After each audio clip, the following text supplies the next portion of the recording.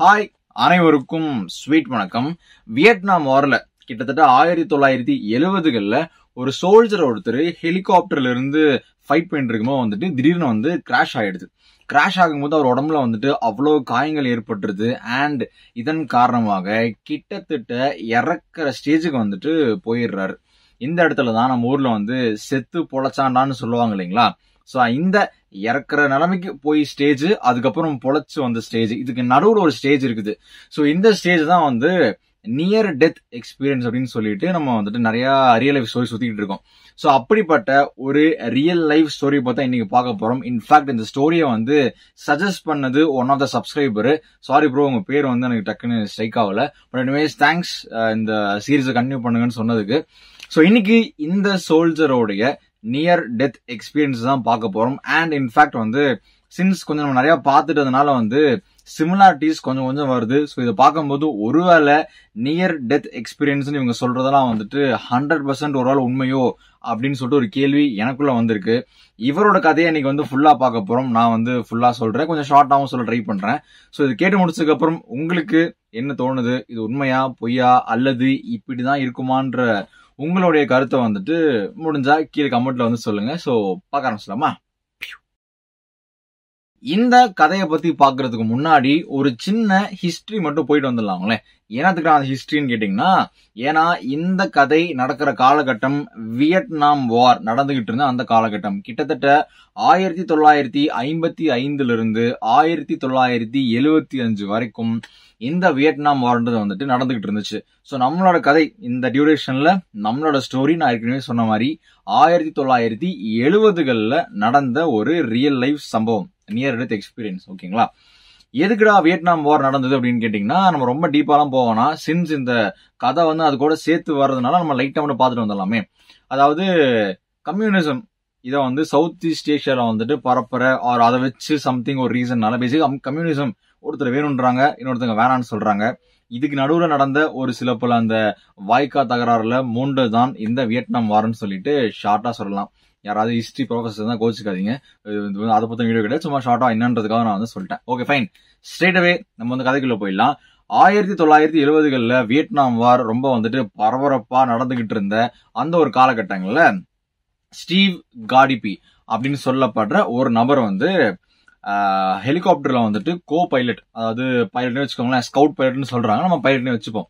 So அப்படிப்பட்ட ஒரு வேலையை பாத்துக்கிட்டு இருக்கிறாரு. சோ அந்த அன்னைக்கு என்ன இருக்குன்னு பாத்தீங்கன்னா, இவங்களோட அந்த ஸ்டீவ் அவங்களோட ட்ரூப்ஸ் சில பேர் காயப்படுத்திட்டு எதிரி படை வீரர்கள் போயிட்டாங்க. சோ அதனால ஸ்டீவ் அவர்களுடைய மேஜர், அவருடைய சீனியர் ஆபீசர் என்ன சொல்லியிருக்காருன்னா, போயிட்டான்ல போங்க, கிளம்பி போய் எவன் சுட்டு போனா அவன் போட்டு தள்ளிட்டு வாங்கன்னு சொல்லிட்டு ஒரு மிஷன் கொடுக்குறாரு.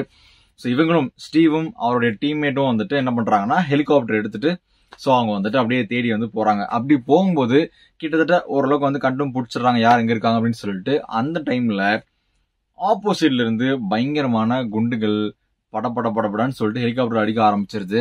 அண்ட் அப்படி வந்த சில குண்டுகள் பாத்தீங்கன்னா ஸ்டீவோடைய லெப்ட் ஷோல்டர்ஸ், கால்னு சொல்லிட்டு இவரே பதம் பார்த்துருது.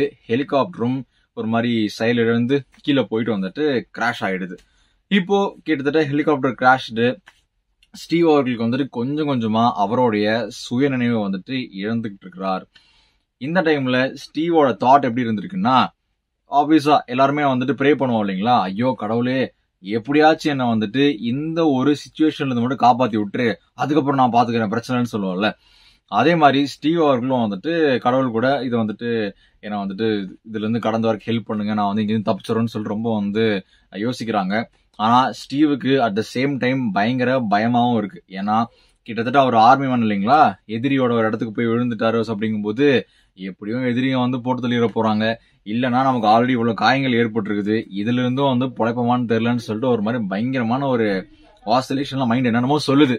அப்படி போயிட்டு இருக்கும்போது என்ன ஆகுதுன்னு பாத்தீங்கன்னா, ஒரு கட்டத்துக்கு அப்புறம் நம்ம ஆளுக்கு ஒரு மாதிரி ரொம்ப இருட்ட ஆரம்பிக்குது. சரி ரைட்டா சொல்லி முடியதான் போகுது அப்படின்னு சொல்லிட்டு கன்ஃபார்மே பண்ணிடுறாரு. இதுக்கப்புறம் அவர் என்ன சொல்றாருன்னா, எனக்கு ரொம்ப எல்லாருமே சொல்லி கேள்விப்பட்டிருக்கேன், இறப்பு டெத் அப்படின்றது ரொம்ப கோரமா இருக்கும், ரொம்ப வலிக்கும், ரொம்ப கஷ்டமா இருக்கும்னு சொல்லிட்டு. ஆனா நான் ரொம்ப நல்லா இருக்கே, பரவாயில்லையே, எந்த வலியும் எல்லாம் பெருசா எனக்கு எதுவுமே தெரியல, ஒரு மாதிரி நீ பாடா இப்பதான் நிம்மதியா இருக்குன்னு சொல்லிட்டு ஒரு மாதிரி அந்த மாதிரி ஸ்டேட் பண்ண ஆரம்பிக்கிறாரு.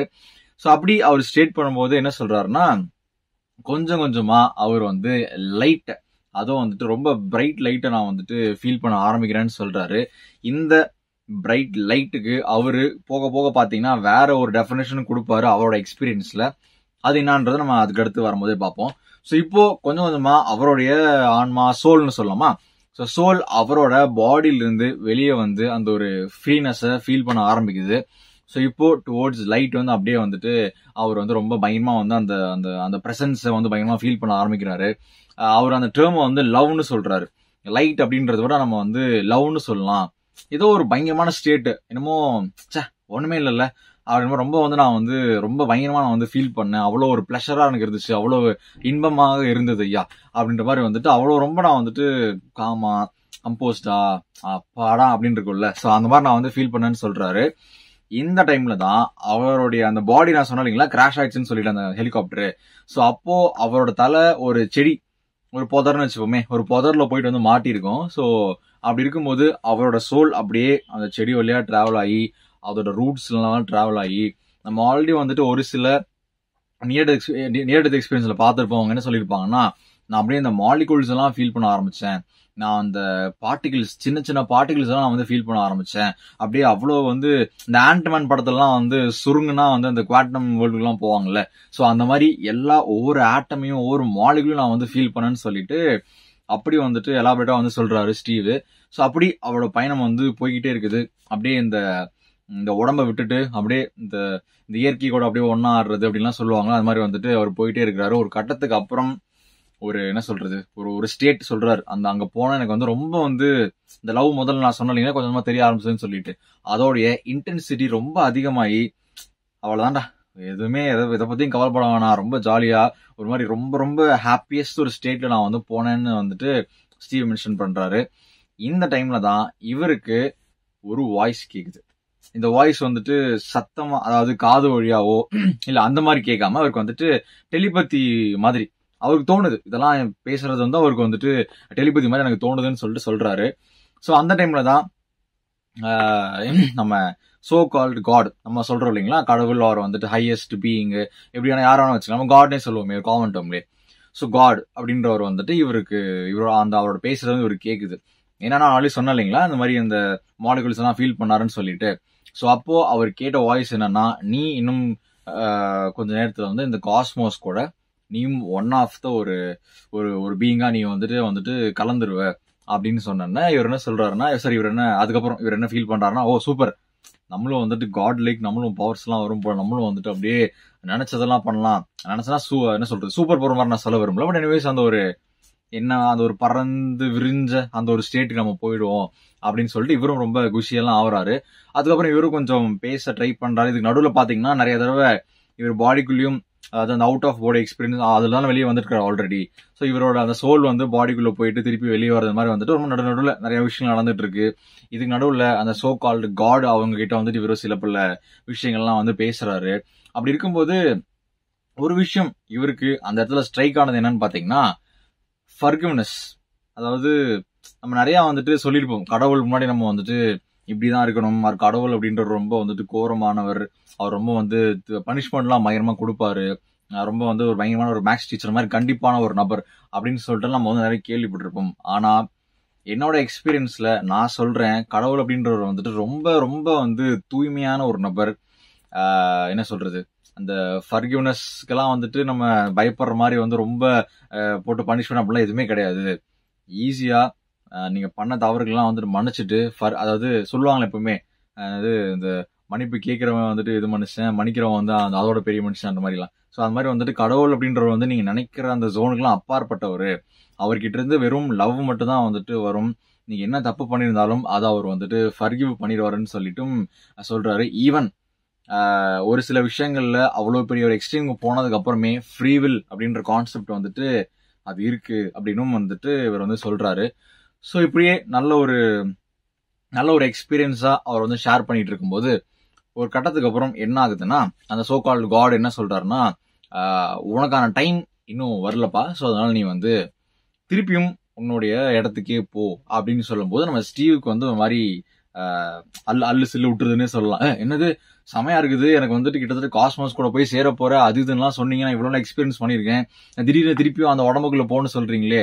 அப்கோர்ஸ் எனக்கும் ஃபேமிலி இருக்குது, என்னோட பேரண்ட்ஸ் எல்லாம் நான் வந்து பார்த்துக்க மாட்டேன், இருந்தாலும் வந்துட்டு நான் வந்துட்டு இதை ரொம்ப பிடிச்சிருக்கு, என்னால ரொம்ப வந்துட்டு இன்னும் ஃப்ரீயா இருக்க முடியுது, சந்தோஷமா இருக்க முடியுது, இதெல்லாம் நான் எப்படி விட்டுட்டு போறதுன்னு சொல்லும் போது அதுக்கு அந்த காட் அவர்கள் என்ன சொல்லியிருக்காங்கன்னா, இல்ல அதை வந்து நீ முடிவு பண்ண முடியாது, நான் முடிவு பண்ணும்போது தான் நீ வந்து இங்க வர முடியும், பிளஸ் உனக்கான டைமும் இது இல்லை அப்படின்ற மாதிரி சில விஷயங்கள்லாம் சொல்லி நீ வந்து போப்பா அப்படின்னு சொன்ன உடனே இவர் ஒரு மாதிரி சோகத்துல என்னடாச்சு அப்படின்னு சொல்லிட்டு திருப்பியும் அவருடைய அந்த ஒரு பூத உடல் சொல்லலாமா, ஸோ அவருடைய அந்த பூமியில இருக்கிற அந்த உடல்ல வந்துட்டு இணையறதுக்காக வந்துட்டு டிராவல் பண்ணிட்டு இருக்காரு. அப்போ ஒரு டனல் மாதிரி, there is always light at the end of டனல்னு சொல்லுவாங்க. ஸோ அந்த மாதிரி வந்துட்டு ஒரு டனல் மாதிரி ஒரு இது டிராவல் ஆகிட்டு போயிட்டு இருக்காரு. அதுக்கு நடுவுல அவரோட சோலை வந்து அந்த ஆன்மாவை ட்ராப் பண்றதுக்காக, அதாவது பிடிச்சி இழுக்கிறதுக்காக சில பல டீமன்ஸ் மாதிரி சில விஷயங்கள், ஒரு கெட்ட ஒரு சக்தின்னு சொல்லலாமா, அதெல்லாம் வந்து ட்ரை பண்ணுச்சுன்னு சொல்றாரு. பட் எனிவேஸ் அது பெருசா அதால எந்த டிஸ்டர்பன்ஸும் வரல, நான் பாட்டுக்கு என்னோட பாதையில போய்கிட்டே தான் இருந்தேன்னு சொல்றாரு. ஸோ இதெல்லாம் டிராவல் பண்ணி முடிச்சதுக்கு அப்புறம் ஃபைனலா அவருடைய பூத உடல், அதாவது பூமியில் இருக்கிற அவருடைய அந்த அடிப்பட்ட அந்த ஒரு உடம்புக்குள்ள வந்துட்டு வந்துடுறாரு. வந்ததுக்கப்புறம் இவர் வந்து ஹாஸ்பிட்டல்ல சேர்க்கிறாங்க. ஆஃப்டர் செவரல் அந்த ஆபரேஷன்ஸ் அதெல்லாம் பண்ணதுக்கப்புறம் இவர் வந்துட்டு ஓகே ஆயிடுறாரு. ஸோ இதுதான் வந்து ஸ்டீவ் அவர்களுடைய நியர் டெத் எக்ஸ்பீரியன்ஸ் கதை. ஸோ எனக்கு இந்த கதையை வந்து கேட்டு முடிக்கும் போது ஃபைனலா என்னுடைய டேக்அவேவா நான் என்ன பாக்குறேன்னு பாத்தீங்கன்னா, நம்ம ஆல்ரெடி இதுக்கு முன்னாடி பார்த்த 2-3 நியர் டெத் எக்ஸ்பீரியன்ஸ் கதைகளோட வந்து ஒத்து போச்சு. எந்த ஃபேக்டர்ல அப்படின்னா, கடவுள் அப்படின்றவர் நம்ம வந்துட்டு தண்டனை கொடுப்பார், ரொம்ப ஸ்ட்ரிக்டா இருப்பார், ரொம்ப அப்படி இருப்பார் அப்படின்லாம் கிடையாது. அவர்கிட்ட போனீங்க அப்படின்னா அவ்வளவு லவ் அப்படின்றது வந்து பயங்கரமா ஷவர் பண்ணுவாரு. அவ்வளோ ஒரு பயங்கரமான ஒரு இன்பம், அது சொல்லவே முடியாத அளவுக்கு ரொம்ப வந்து ஹாப்பினஸும் ஒரு ஒரு நிம்மதியும் ஒரு சந்தோஷமும் கிடைக்கும்னு சொல்லிட்டு நிறைய பேர் நம்ம சொல்லியிருந்தாங்க. அதே தான் இவரு மென்ஷன் பண்றாரு. அதே மாதிரி கடவுளுக்கு எது பிடிக்காது, அவர் எதை வந்து அவர் வந்து விரும்பல அப்படின்னு கேட்கும்போது, மனுஷங்க அவங்களுக்குள்ளேயே சண்டை போடுறது, இந்த தேவையில்லாத இந்த சோகங்கள், இந்த ஒரு பேட் எமோஷன் இருக்கு பாத்தீங்களா, ஸோ இதெல்லாம் வந்துட்டு அவரையும் ஹர்ட் பண்ணுது, அதுவுமே ரொம்ப வந்துட்டு வழியை தர வைக்கிற ஒரு விஷயமா இருக்குன்னு சொல்லிட்டு நம்ம வந்துட்டு பார்த்துருப்போம். அதே தான் இவரும் வந்து சொல்றாரு. ஸோ ஆன் த ஹோலா பார்க்கும்போது இது உண்மையா பொய்யா அப்படின்ற டிபேட்குள்ள வந்துட்டு நம்ம போக முடியாது. ஏன்னா வந்து இது அவர் சொன்ன விஷயங்கள். ஸோ இதுல இருந்து ஒரு டேக் அவேயா ஒரு சில விஷயங்கள் நம்ம என்ன எடுத்துக்கலாம்னு பாத்தீங்கன்னா, லவ் இஸ் பியூர். ஸோ லவ்வை தாண்டி எதுவுமே இல்லை, அன்பு அது ஒன்று மட்டும் தான். அதே மாதிரி தேவையில்லாத அந்த நெகட்டிவ் எமோஷன்ஸ் நம்ம சொல்றோம் இல்லையா, இந்த கோபம், பொறாமை, அது இதுன்னு சொல்லிட்டு சில விஷயங்கள்லாம் இருக்குல்ல, ஸோ அதெல்லாம் தூக்கி ஓரமா வச்சுக்கிட்டு ஒரு மாதிரி ஜாலியா ஹாப்பியா சந்தோஷமா வந்துட்டு இருக்கிற கொஞ்சம் காலத்தை சூப்பரா ஹாப்பியா என்ஜாய் பண்ணி கழிப்போம் அப்படின்றத என்னோட டேக்காவே நான் எடுத்துக்கிறேன். ஸோ உங்களுக்கு இந்த கதைகள்ல இந்த ஒரு ரியல் லைஃப் சம்பவத்துல வந்து என்ன பிடிச்சது, அப்ப கதைன்னு கூட சொல்லலாம், தப்பு இல்லை. ஸோ இந்த ரியல் கதையில உங்களுக்கு என்ன பிடிச்சது, நீங்க என்ன டேக்காவே எடுக்கிறீங்க, இது வந்து உண்மையா பொய்யா அப்படின்றத அந்த கமெண்ட்ல வந்து லீவ் பண்ணுங்க. அண்ட் ஒன்ஸ் அகெயின் இந்த ஸ்டோரியை நமக்கு சஜஸ்ட் பண்ண நம்ம சப்ஸ்கிரைபர்ஸ்க்கு வந்து ஒரு பெரிய ஒரு நன்றி. Thanks bro. So that's it for today. மீண்டும் உங்களை நாளை மற்றும் ஒரு வீடியோவில் சந்திக்கிறேன். Thank you, bye bye.